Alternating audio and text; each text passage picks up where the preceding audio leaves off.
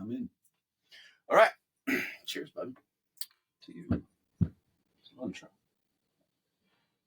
Yes, cilantro. Hey guys, welcome to GORP. We're back in a historic episode. This is the first time we've had a pod in person. Our guest is here in the same room. My name is Josh. GORP is the show. That, of course, stands for Gigantic GORP. Gigantic Orbs Rotating Peacefully. Of course, everyone knows that. Mac is the name of our guest today. Welcome to the show, bud. Hey, thanks for having me. Of course. Glad to be here. Love this guy. He's a good guy. Sipping on a little nice red. And we have a banana here, as well as a box full of topics. A little bit different today. Usually we have a topic that we are discussing. But today we're not going to have a subject matter. We're just going to have topics and see what happens. And we'll let you do the honors here, Mac, if you want to pull the first topic out of the bag. What do you got? I got. You got, motherfucker! You done got. I'm assuming that means GOT, Game of Thrones? Game of Thrones, yes. Have you ever watched Gourmet Throngs before? This first episode ever. Watched it yesterday. Watched it last night. You watched the first episode ever. I've seen one episode of this show. Congrats on holding out. Why did you hold out? I know. When it originally came out, it was airing every Sunday on HBO. Did not have cable. Other people did. And by that time, I was so far behind. I was like, and we didn't stream. We didn't have the streamings. Oh, yes. So it was either wait for it and rent it on the DVDs. Yep. Or just forget it exists until yesterday and then get excited. And I got a whole world ahead of me. Whole long epic story. Yeah. And I'm excited. You have a favorite right now? Character? I like Mr. Dinklage. Peter Dinklage. When he the first episode's when he slaps his nephew, right? Like twice. No. Oh. We meet him in a whorehouse. Mm-hmm. In that's right. Winterfell? Winterfell? Winterfell, I believe. Just south of the wall, I guess. Wisconsin. There it is. Yes. Good show. What are your thoughts so far? You think you're gonna really enjoy it? Well, it opened really. I had no idea about the ice walkers or the ice people. Mm-hmm. I didn't know that was a thing. Until later, I saw that thing. So I didn't realize this was established and right in the beginning. Yeah. Yeah. So that threw me for a loop, and then the show begins real strong with that craziness at the other side of the wall, and then it ends with the Lannister twins. Oh wow, your vocab. Banging up in the banging it up in the tower and playing the old slap-a-jack. That's right. They were conjoined twins at that moment. Hey, they can separate anytime they want. Oh, pretty wicked ending too, right? Where he gets pushed out. Yeah, we can spoil that. So who do you think Jon Snow's father is? Oh boy, that's kind of a spoiler, but I thought. Well, you don't know. Yeah, well, I'll get back with you in a few seasons because he's a bastard. He's a bastard. Bastard. That was one of my favorite insults back in the day. I like Game of Thrones. I torrented the first 2 seasons, and then I rewatched it so many times. And then the 3rd season came out on HBO, and I followed it weekly ever since. And definitely what I really miss about Game of Thrones is that was a show for me that was still on TV, and I can't wait for next week's episode. It's hard to find that these days. Yeah. And then you also had the magic of the world is watching this show with you. Right. And that doesn't happen a lot these days. Yeah, definitely a water cooler program where the next day you're just excited to talk about it with anybody. Everybody. And now I'm going to be that guy like, hey, you seen that Game of Thrones? Yeah. What? See, episode 2, what'd you think? Episode fucking 2. Of what? Season 1. Yeah, I'd say guard your heart with who you talk to about that, because there are the spoilers. Yeah, I'm not talking to anybody, but back to what you said about the anticipation, I cracked that one last night because I talked to the people because they have seen it multiple times and they're talking about they want to rewatch it, so we all did. We started up. Ooh. And then I said, well, in case I just get too anxious and I want to go forward a few and we're not together, we'll just keep track of us. I'm not going to do that. What I'm going to do is we're only going to watch it on Sunday. At least one episode, 2 if we're feeling frisky. Yeah. And so I'll have that whole week to like, oh boy, here comes Sunday. That's nice. Yeah, so I'm building that anticipation and allowing myself somewhat of that experience. I enjoy that. That's really cool. I'm getting the chance to relive it. That's what's up. Let's move on. I do like that show, though. I'm not a fan of the ending, and I would like to talk about it when you get there in 3 years. But it wasn't that they went the wrong way. It's that they rushed how they got there. Yeah. And there was some plot holes. Anyway, it doesn't matter. Let's see what's in this one. This one says, Cop Show Audition. So my thought on this was, you are an actor, and just think about a cop procedural, a Law and Order, a Miami Vice, Bones, whatever you want, and you can imitate someone specific or make up a new line, but the idea is like, give me a line as a character from a show, not a specific one. It could be an archetype, like the captain. I'll do one, for instance. This is the captain at the precinct. I don't give a shit how long it takes. You get those bodies to me. Right? Okay. All right. Okay, now you go. My dad's watching NYPD Blue right now. Okay. So I'm versed in the Dennis Franz. Well, that guy's angry all the time. He's just always breathing in. Like he's pacing. He's mad. He's trying to interrogate. He's trying not to kill somebody. So mostly it's just... You better start talking or I'm going to rough you up. Want to get slapped around a bit? That's how I do it. Okay. No, I'm going to be the cop who's getting harangued. No, the cop who's getting, he feels like he's being stifled by his captain. Okay, so he says, you can have my badge, but last time I checked, we were cops. Yeah, that's good.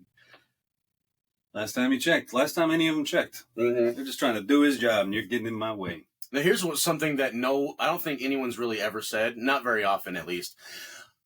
I'll have my lawyer, please. The interrogation scenes always go on so long. And it's every episode of every show. It's like, they can get a lawyer. Yeah. You know what I mean? Yeah. Like, nobody has a lawyer. Yeah, all the lies they tell too is like, hey, look, if you talk to us, we can make it easy on you. Yeah. Yeah, don't talk to that guy. Hey, what you want, a sandwich? You want a sandwich? He's lying to you. All right. Or the old trick like, here, you thirsty, have a drink. And DNA for us. Hey!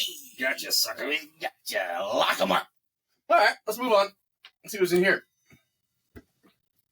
Besides the balls. Yeah, we got balls. Subject is balls. Balls. On the back of a chapstick cardboard.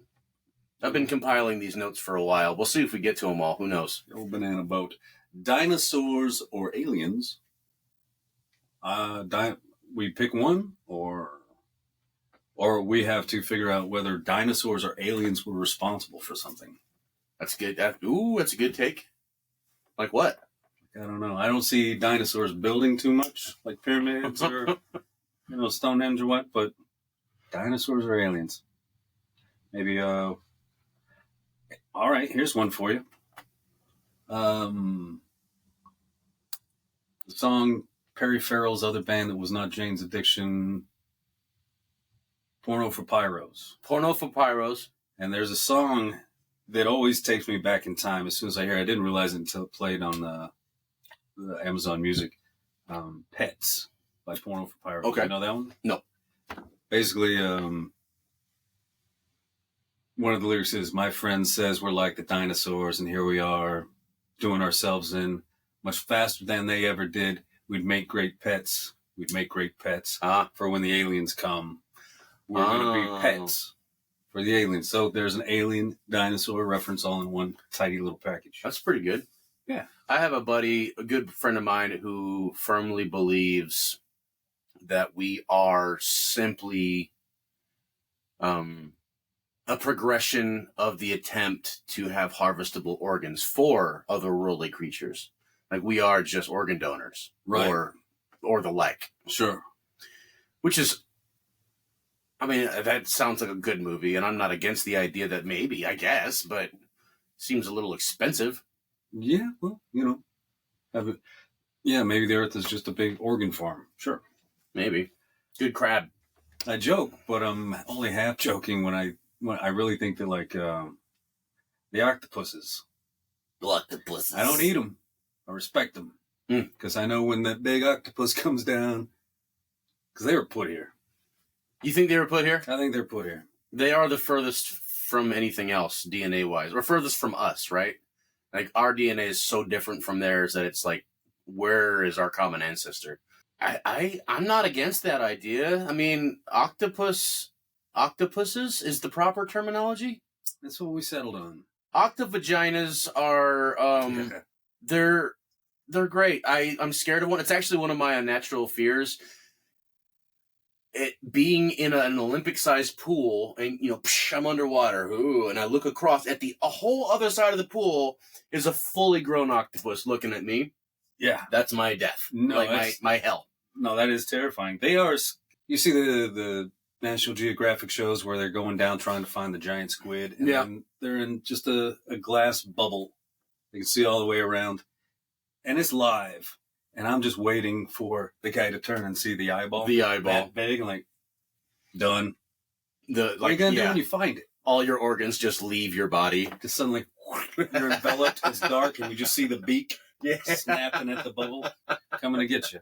Some Cthulhu stuff. Yeah. No, they're terrifying. Okay, that's what it comes down to then. But I respect them, and that's why I do respect them. I've eaten one. Oh, I'm dropping stuff. What was that? Your drugs? Maybe that's what the subject was all along. Are octopuses aliens or dinosaurs? Hey, well, there you go. Look at us. A shark is a dinosaur. We just cracked it. There it is. It's just this ancient amoeba type thing that has developed. It's exciting stuff. All right, here's one. Beer breath. I have it. Yes. This reminds me, one time I had a girlfriend, and we were kind of on and off at the moment, and it was like pretty close to being just off from now on. But it was still at that time when like we're still kind of like sometimes hanging out. Anyway, in my military dorm room, we were having beer pong night, so the whole place is a mess. The whole place reeks of beer. I've been drinking all day, Keystone Lights, of course, and. I'm like sideways in my head. I don't feel that way, but I clearly I was in hindsight. And she's like, "Okay, I'm going to bed now." And like, it was like the party wasn't over yet. People were still here, and I'm like, "Well, wait, basically what I was saying is, are you going to hang out here until everyone leaves and have sex with me?" That was the implication that I was making. And she denied that politely, and I said, "Why not?" And she said, "You reek of beer," is what she said. And I said, "Fine." I slammed the door in her face because I was browned out pretty hard. And, I regret that, and I've apologized for it since. But I definitely had beer breath that night. I had beer pores. You know what I mean? Oh, yeah. Been there when you sweat out the beer. When you're sweating it out. Yeah. That was also around the time when, like, everyone in the party decided that pants were stupid. Oh, so that's why she left. She had sense. In Germany, just before battalion run. Oh, he's an army guy. Battalions they have. Battalions. So we would know we're going to have a battalion run on a Monday. And so the night before, whether it would have stopped us or changed our plans at all, it wouldn't have. We go downtown, head up to a little pub, drink thick Hefeweizens all night. Yuck. And then go around the corner to a Turkish joint that sold doner kebabs. Oh, kebabs. And just munch a kebab after drinking Hefeweizens all night, and then go on the battalion run feeling like a bag of smashed assholes and just sweating it out during the run. Like, you could tell who drank the night before. You'd be running like, guy in front of it. Yeah. Damn. Like, damn. It smells like wheat and bananas. And pepperoncinis. Yeah. And I mean, they're cracking out farts that'll Oh yeah. like you don't even mind busting out of formation. You'd see everybody running. Got your 4, and then suddenly it would just like spread out wide. Up, 2, and then 3, come back in. 4. Now I'm over here. A little step to the right. Yeah. Just trail of tears, just gassing them. Man, oh man. Yeah, that was me most PT runs for sure. I was sweaty boy. And it really sucked because our mandatory this Avalanche is saying hi. Say hi to Avalanche. He's a good boy. He is. Hello. And he demands tribute. You are pretty. He's a good boy. The star of the show, honestly. You want some beer, bud? Is this allowed to show on TV? You want a little sip of beer? No? Okay. Yeah, I was the sweaty guy. We had the mandatory PT gear, and the one that came out when I was in the service was this kind of polymer that really chafes your nips, especially when you get sweaty. And it was meant to be athletic gear, so it was for that purpose. It wicks sweat. Wicks sweat means you're wearing a Ziploc bag. Like, yeah, it wicks sweat. Okay, it's attached to me now, like a scuba suit. Yeah. And, I don't have the greatest physique. Even when I looked great, I didn't have the greatest physique. I just felt like a shrink-wrap seal boy. You know what I mean? Mm-hmm. Covered in KY jelly. Anyway, woohoo! What about that? What's in there, bud? Experimental condiments. Oh. Experimental condiments. I would, my mind jumps back to when you're a kid and you're just mixing up a lot of nasty stuff. Like, I wonder what ketchup and mustard and mayonnaise taste like. Yes. And then you try it. You have some. Tell me how that is. Yeah. Also, when you're a kid, you're dumb and you think that ketchup and mustard is barbecue sauce. At least I did. We did. What? How do you make barbecue sauce? Well, obviously, it's ketchup and mustard. Dum-dum. Obviously. Are you stupid? Try it. Tell me if I'm wrong. You're wrong. Yeah. Well, mine was, it's not exactly a condiment. I guess it counts. I was in my phase, which is my entire life, where I love sandwiches. But I just discovered as a child marshmallow cream, or fluff, as most folks call it. Sure. I didn't call it fluff because I never knew that word until I was an adult. And I'm like, fluff? Anyway, we all know what we're talking about here. So I fell in love with that. Peanut butter and marshmallow cream or fluff, it's a fantastic sandwich. It will give you diabetes. I think I'm almost there, baby. Just hold out for me. You know what I'm talking about? But I also loved ham and cheese. So I thought I'd do a double-decker, Shaggy style, Scooby-Dooby. And I did a little marshmallow cream and peanut butter. Piece of bread in the middle, ham and cheese, mayonnaise, American cheese, Oscar Mayer ham. I was really excited about it. I remember my brother and a couple of my friends watching me make it with such a look on their face, like your father seeing you hammered at his own wedding. It was awful. It was awful. Yeah, I didn't see that coming. I thought that was going to be a twist. No, it's exactly what I thought it was going to be. But I really tried to sell it in my head to myself and my friends. I'm like, no, it's pretty good. Mm-hmm. Yeah. Now here's something I like today. I think mustard goes on most things. That's not exactly experimental, but try mustard on something you're not fond of or something you're not accustomed to putting mustard on. For instance, you ever have a little mustard in your ramen? No. A good mustard? There's spicy Asian mustard, so you can just go with that. But just any kind of good, coarse, regular old German mustard, whatever it is, it goes, bud. And I think mustard is king condiment total overall. For me, it's not objectively, but like for me, I think mustard goes a long fucking way. It does. It's got a versatility. Like unexpected. You got yellow mustard, brown mustard, gourmet Dijon. I like the brown with horseradish. It's already all mixed together. It's a horseradish mustard. Yeah. Brings a little of that. I like that little pop. Sinus clearing horsey sauce. For sure. I like the kind of we both work at a place that has a mustard involved, and that mustard they have there is great. Really? I've had it, but I never really paid attention. it's pretty solid. Surprisingly, there's a lot that could be talked about with condiments because I've already got 2 ideas popping in my head. We'll hit this one. Real easy question. Ketchup on hot dogs, yes or no? There is always a better option than ketchup. Well, there you go. There's the answer. Yeah, mustard all the way. This is a fact. I am not mad about ketchup. It doesn't go on a steak, so you can shut up, Dad. But that's perfect though, because it brings me to the other thing when you're done. Oh no, that's just about it. I think honestly, there's not one dish on earth that could use ketchup more than anything else. Right.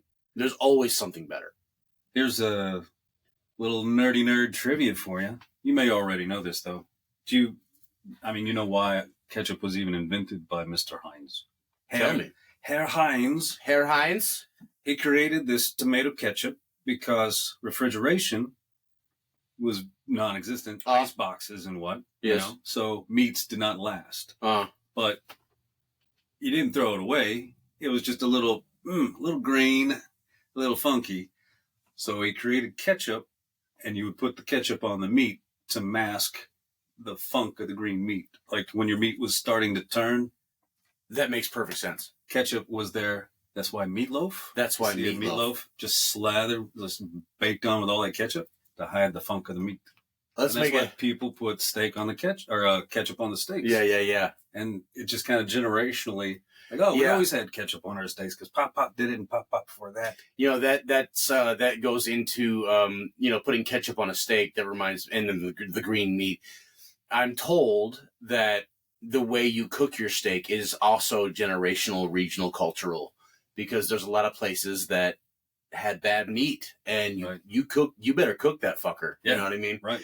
So it's just the way it goes. You don't eat red meat because that's disgusting. Like, who knows what that, you know what I mean? Even though it's perfectly fine, you've been raised to believe that the only good steak is well, or vice versa, you know? With a nice layer of ketchup on it. Some ketchup. So, there we go. I think we could just move past ketchup because we really don't need it anymore. Although I did hear on a podcast a really famous Spanish chef, humanitarian, wonderful guy. I forgot his name. Sorry. But he was talking about looking into the history of ketchup. And before Heinz, there have been so many recipes for ketchup, home recipes in America, across the Americas, not involving tomatoes at all. There's blueberry ketchups. There's all kinds of different styles of ketchup that have just fallen by the wayside because of... Which now also makes sense when on the label it specifies, this is tomato ketchup. This popped into my head just like this last week. It was Hunt's, which is garbage ketchup anyway. Yeah. If it ain't Heinz, it's garbage. And it is. It says Hunt's tomato ketchup.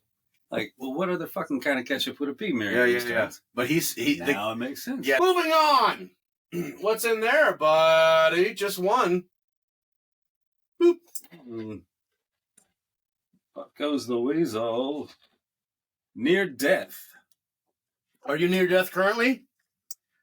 God, I hope not. Nobody told me. Near death. That's a party starter right there. You ever been there? You ever had a near death that you would not cry talking about?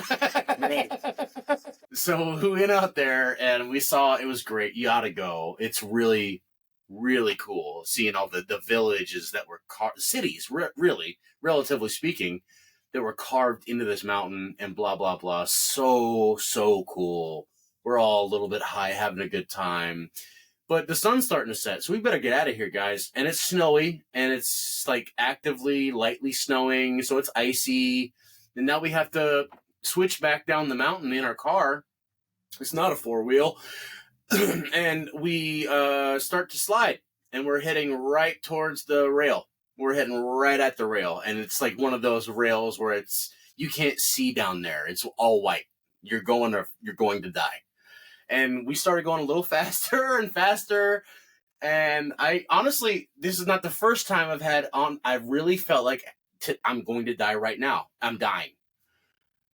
I did the same thing I did last time that happened. And I verbally said, And thankfully we didn't die. We did bend the rail, so we we weren't far from it. Honestly, we busted a headlight and bent up the bumper. We almost fell off the edge. And I was thinking about that. I was living in Colorado Springs in high school, and there was famously a car that flew off the side of Pikes Peak. There's a big highway up to Pikes Peak, which is the tallest mountain in Colorado Springs. It's where America the Beautiful was written and performed for the first time. But where they fell, it was more than 2 seconds they fell before they died, before impact. Yeah. So can you imagine flying off a mountain and it was just 2 people? And so, like, you have time to see it, to look over at someone else, and that's about it. Like, like, holy crap. And that's why that road is paved now, because of those people. So rest in peace. But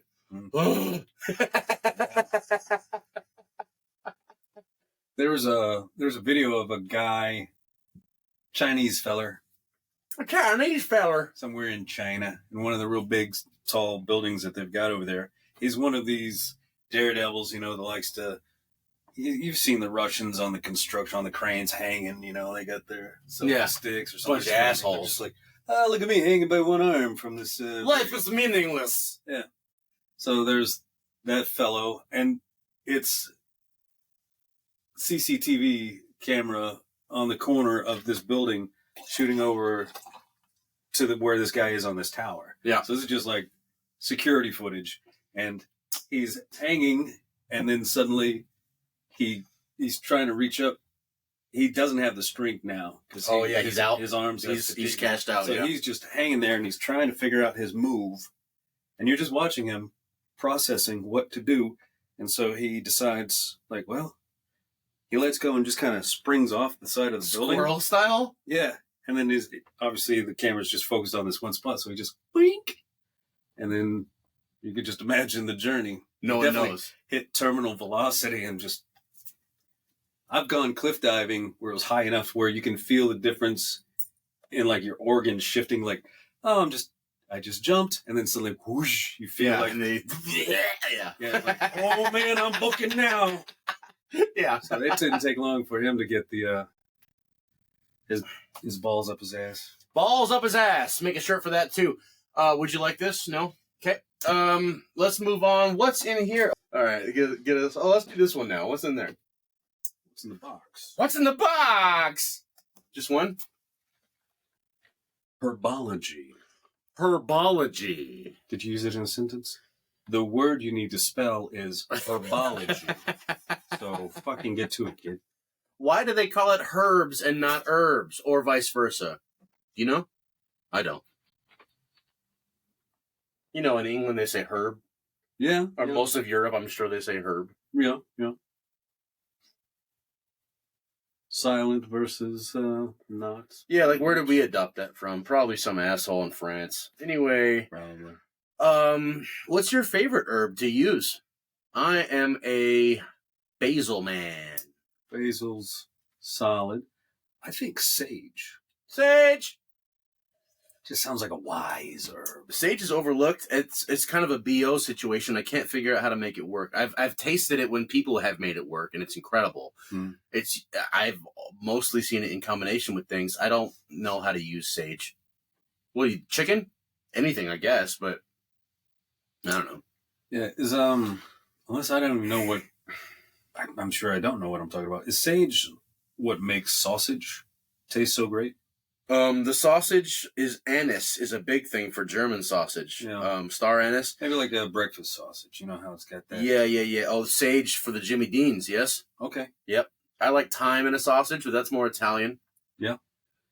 There's a guy who made steaks. It was an event. It was an occasion. Or maybe it was just dinner at his house, but he had this pan of these beautiful steaks. He also made little lamb chops with like popsicle stick bone, each a chop. But he made all of these steaks in this sage butter, just swimming in the sage butter, and it was the most incredible steak I've ever had, and that sage really set it off. And I started thinking about the other applications. Like, I've only ever eaten it in sausage.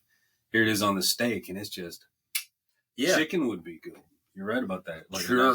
You know what we do with chicken around here is we get chicken thighs, throw it in the pan with some butter, get some caramelization going, throw in an onion or two, and then just fresh rosemary. Mm-hmm. And then once it's all like starting to get crispy on the pan, you pour some you pour some fucking cream in it. Get the crusties off the bottom of the pan. Now you got a situation going. Woohoo! That sounds good. All right, let's get a new one out of here. Oh. I feel like my mind is going to want to do like how foreign movie posters. Oh. Like how the Asian market will just like basically describe the movie. Yeah. Oh, yeah. We have Spider-Man and Hero Boy in Spandex. I actually saw a real movie that is Japanese. It's apparently a classic. I didn't know that. It was just on like Freebie or Tubi or one of those free things, Vivo. I don't know. But I was just scrolling through because of the other podcast is about movies, so I wanted to watch a weird movie. And I stopped cold in my tracks, and I had to watch it. I don't know what it's about. I gotta watch Violent Cop. It's a Japanese dirty cop movie. Oh, Violent Cop is what it's called. And it's perfect. It's famously got a scene where he's interrogating a guy, and he just slaps him. Give me the information. Slaps him. And there's not even words now. And now he's crying, and he's just staring at him. Slap. And it's clearly real slapping. It's the 70s. He's getting the shit slapped out of him. And it's like at least 20. Bow, bow, bow. And the guy's just taking it. Like, what did actors do back then to survive Hollywood or Japanese Hollywood or whatever? Yeah. Larry Fiennes had thicker skin on one side of his face, almost like it was calloused. Wow. From all the slaps he got from Mo Howard. Like one side of it had thickened up from all the pops. I bet. I mean, you get toughened up for sure. Yeah. That's fun. Wow. All right, so let me hit you with one, and you rename it as for an Indian market or whatever. Sure. Okay. 7. Ooh. I think I would simply just go with What's in the Box. What's in the Box? See the name of the movie. A head is in the box. Is with That's how the Chinese government would do it. Just so you know, there's a head in the box. They don't allow spoilers, they do allow spoilers. All right. Gwyneth Paltrow talked bad about the government. Head in the box. There's a moral. Yeah, there's a head in the box, and the Republic of China put it there. Right. What's in the box? Somebody who was not loyal to their government. Someone who has too many questions. All right, hit me. All right. Evil Dead 2. Electric Boogaloo. It's always Electric Boogaloo if it's a sequel. It's a sequel, yeah, for sure. Just when you thought there wasn't enough, Raimi. Yeah. Evil Dead 2 is so confusing to me because it's the same movie.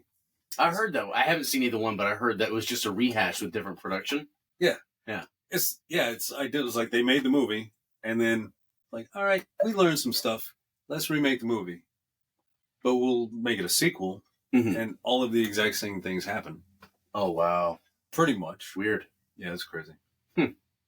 Okay, this might be a tough one. Three Musketeers with Kiefer Sutherland and the one that has Charlie Sheen. Yeah. Three Musketeers. Stumped them. Swashbuckling swordsman of the 80s. All right. I don't know. It was probably in the 90s, too. I probably didn't even get the decade right. He ruined it. What you got in there? Pour something out. No. Oh, there we go. Take a bite of lime. I think I meant to have a lime available. So, this lime, don't do it. Don't do it. Lime colored. Don't do it. All right, how about that tea box? You ever seen Moving with Richard Pryor? Uh-uh. It had Randy Quaid in it as his insane neighbor, and Richard's about to move, and he really wants him to move because he hates him. And he's sitting there talking to him about how I can't wait to leave, and he just starts eating this banana. And Richard Pryor's like, Jesus, aren't you going to peel it? Like, why? I know what's inside. That's good. Yeah. I just saw Quaid and Kingpin this morning. Nice. First time watching it. No kidding. Sucks. You've never seen that movie? Not a fan. Well, let's keep with the theme. Stupid fruits. Okay, I'll give you a stupid fruit. Dates. Do they count? They're fruit. Yeah. Dates are stupid. Unless you put bacon on them. But isn't that everything? I like a good pitted. I eat walnuts, but you can't just eat walnuts plain because you get burned out after 2. Yeah. Because they're just bleh. But throw some dates in the mix. Good for the cholesterol. Yeah. You know? So I find myself eating a couple of dates every once in a while. Well, sure, I guess so. I just feel like, ugh. By themselves, although the dates did play a pretty important role in Indiana Jones. Oh, did they? I don't remember. Raiders of the Lost Ark. Yeah, the monkey's laying there dead because he was eating. The dates were poisoned. They're trying to kill Indy, and so there's a dead monkey. He's like, and he just simply says, "Bad dates." There's a dead monkey. Dates are stupid. What do you think is stupid? Olives. I love olives. Okay. Olives are fantastic. Olives, there's nothing stupid about olives. Olives are wonderful. But it's a stupid fruit. Because it's not fruity? Right. You're like, oh, what's this taste? Is it like cherry? Oh, no. Tastes like the opposite of what a fruit's supposed to taste also, like. it's going to be hard as a rock when it's just like plucked. Like, this is stupid. I can't even eat this. And then when you fix it and I finally can eat it, it's salty as shit. When I moved to Italy with the military, I was there, and we eat at restaurants occasionally, of course, and there's olives involved in some meals. And that was when I discovered that olives have nuts, or whatever you call them, cores. Yeah. Almost broke a tooth because I had no idea that existed. Same thing for grapes. In Europe, they don't GMO, so that's stupid. GMO. Give me some water. I don't want garbage watermelon full of seeds. Give me a bunch of red juice meat. That's right. What else we got? How about... I think we have a couple more in here. That might be it. We got 2 more in there? 3 more. All right, let's knock them out. Let's get this one that says tissue. Oh, this doesn't have a prompt in it. It's just a tissue with snot in it. It's just snot. Yeah, it's just snot. Horse divorce. Horse divorce. That's right. The old horse divorce. Horse divorce. That's actually, I forgot why, but I think it's a reference to Parks and Rec, the TV show. I think it's the name of a band that April created. But this was actually a suggestion by one of our viewers. Shouts out to Sophia. Nice. But what is that? That is the perfect opportunity to name your band Horse Divorce and then pronounce it hors d'oeuvres. Oh. I would spin it like... That's very good. We are hors d'oeuvres. We are hors d'oeuvres. Yeah, we're clowncore. Clowncore Neo. Yeah, don't charge it up. Your Horse Divorce.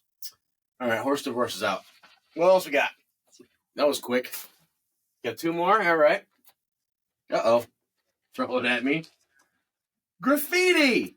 Yes? You have art that would make wonderful graffiti on the side of a train. On the side, I love graffiti side of train. Do you really just relish that when you see it? I do. Like if I'm at a train stop and I'm waiting, I better have something to look at. Because if it's clean cars the whole way and I got 5 minutes to look at nothing, give me an art exhibit. They should do that on purpose. They should do that on purpose. You would be less angry at the train company. Yeah. And you'd actually be pretty pumped. Like, oh, cool, the show's about to start. Yeah, and people that hate graffiti, first of all, fuck off. And second of all, if you're a business owner and you hate graffiti or whatever, just hire someone to paint something. For instance, Sandusky's little general store down the street, they don't like people tagging up their building, so they put some art on the side of their building. Like, we want art. We want self-expression. It's not it is anti-establishment. It's a lot of different things, but we shouldn't be disallowed to make art. It's the most punk rock thing you can do. It's the most hip hop thing you can do. It's the most expressive human public display you can make without like hurting someone or causing a ruckus. Like, you're just tagging something up. The only thing I request is that you try your best to be good. Don't just make a poopy, right? Yeah, like all that bullshit cave art that we found. Yeah, that stupid cave art. What is that, a horse or a deer? You don't know how to draw, caveman. You can't cave. This was just a handprint. You're unoriginal. You ever see that show, Exit Through the Gift Shop? Yeah, was that the Banksy thing? It was, yeah, about Banksy, but it ended up being about the guy who made the documentary, who was, yes. So Banksy was heavily involved in it, yeah. Interesting thing, and really cool. I love graffiti. I'm a huge fan. And I remember I went to Naples, and that whole town is like alternate reality London or New York. And you have these like public fountains that are like gorgeous, old, hand-hewn, wonderful things. Marvelous architecture, and it's just tagged all the way up. It's just, a lot of people might say it's disgusting and ugly. I was just inspired by that. Like, how many layers of spray paint through generations are on that fountain? Or it gets cleaned off, but it comes right back every week. Like, how cool is that? There's plenty of fountains in the world. This one's going to be tagged up. That's just the way it is. I love that. I love that. I love graffiti. I love, even, honestly, what a lot of people would say is ugly. But I'm an artist, and I'm a hippie. Well, hipster? I'm a hipster. I'm a millennial hipster. So, of course, F the man, dude. Whatever. Poser! Let's move on. Last one. Let's tie it off real quick. Here we go. Just two last bits on the art stuff, like the dispensary across from the art center on Graham, the one that has the tree of life, Mother Nature. Yes. Called. Oh, what do you think about that? That thing is breathtaking. She is beautiful. She has hypnotic eyes. We have a lot of I've got a lot of uncanny valley type, like, doesn't quite look right, but I can't tell. Doesn't look right. But something about that almost alien. I agree. Something about it. I agree. And I know that, like, forcing agendas on people is a thing that people insist upon. But I love that there's a black woman in the downtown Pryor. This used to be a sundown town. Yeah. And now we got a black woman posted up. Proud. I was worried that that thing was not going to let, like, people were going to come in and just spray over it and destroy it. Now that is vandalism. Graffiti is art. That shit, destroying art, that's vandalism. Now, if you got to cover it up, then cover it up. But don't be a dickhead and throw bleach or make it worse. Like, why do you want to make it worse? Like, these assholes protesting whatever you're protesting, why do you have to ruin 500-year-old oil paintings at the museum? What is your problem? Like, honestly, that equivocates almost, in my heart, the same thing as burning down a forest. Like, arson. What are you doing? We're talking about those dum-dums that would super glue their hands to the wall. Or the super gluers. Throwing tomato soup on the red oranges. Yeah. The not quite the same thing, but the jerks that go to Whole Foods and pour out the organic milk. Stop, dude. Someone's got to clean that shit up. Man, you ruined someone's day so you can prove a point about what? Be more creative. Don't just ruin shit. Yeah, I got a pal. He's got one rule. His philosophy is, there's one rule of life. Don't suck. Don't suck. Just don't suck. And I'm just gonna, this is just, can I get a hell yeah? And that was easy. Hell yeah! Well, that's a wonderful, honestly, unorchestrated way to finish up the episode. Can we get a hell yeah? Thanks for coming to GORP, Mac. It's been a pleasure. Thank you, sir. Oh, cheers. Bing bong. Once again, thanks for coming to GORP. You can find us at GORP Show on the Sad Fan on all the stuff. Also find us on Instagrams and the X and whatever. We love you very much. Keep GORPing.